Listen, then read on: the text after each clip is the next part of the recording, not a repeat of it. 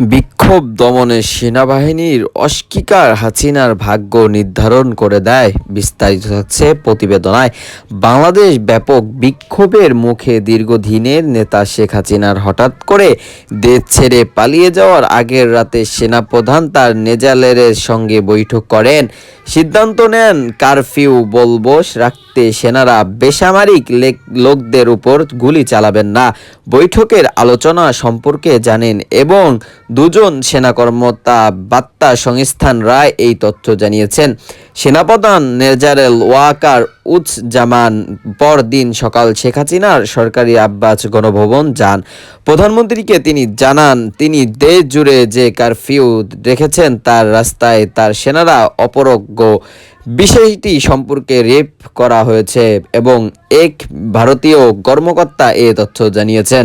প্রধানমন্ত্রী শেখ হাসিনার পদত্যাগের পর লাখো মানুষ জড়ো হন সংসদ ভবন এলাকায়। তাদের কারো কারো হাতে ছিল জাতীয় পতাকা। গত সোমবার বিকেলের ছবি। কবি ওই ভারতীয় কর্মকর্তা বলেন, বার্তাটি পরিষ্কার ছিল, শেখ হাসিনার প্রতি আর সেনাবাহিনীর সমর্থন ছিল না। সামরিক কর্মকর্তাদের মধ্যে অনলাইনের বৈঠক বিশদ বিবরণ এবং শেখ হাসিনার কাছে দেওয়া বার্তা আগে প্রকাশ হয়নি। ওই বৈঠক আর বার্তার ফুটে উঠেছিল তিনি সেনাবাহিনীর সমর্থন হারিয়েছেন। এসব বিষয়ে ব্যাখ্যা থেকে বোঝা যায় হাসিনার 15 বছর শাসনকালে তিনি ভিন্ন মতো খুবই কমই সহ্য করেছেন। গত সোমবার তিনি বাংলাদেশ থেকে ভারতে পালিয়ে যাওয়ার পর তার এখন শাসনকাল শেষ হয়ে গিয়েছিল।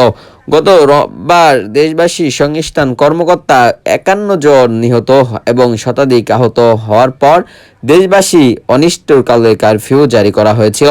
জুলাইয়ের শেখ হাসিনার বিরুদ্ধে ছাত্র নেত্রীদের বিক্ষোভ শুরু হওয়ার পর সবচেয়ে প্রাণঘাতী দিন ছিল এটি। শেখ হাসিনা দেশ ত্যাগের পর প্রধানমন্ত্রী বাসভবন, গণভবন, সংসদ ভবন এবং প্রধানমন্ত্রী কার্যালয় ঘিরে লাখো মানুষের জমায়েত। পায়ে গণভবন ও ডানে সংসদ ভবন এলাকা। গত সোমবার বিকেল ভ্রমণকান্তি দেশ সেনাবাহিনীর মুখপাত্র লেফটেন্যান্ট কর্নেল সামিউদ্দৌলা চৌধুরী রোববার সন্ধ্যায় আলোচনায় বিষয়টি নিশ্চিত করেছেন।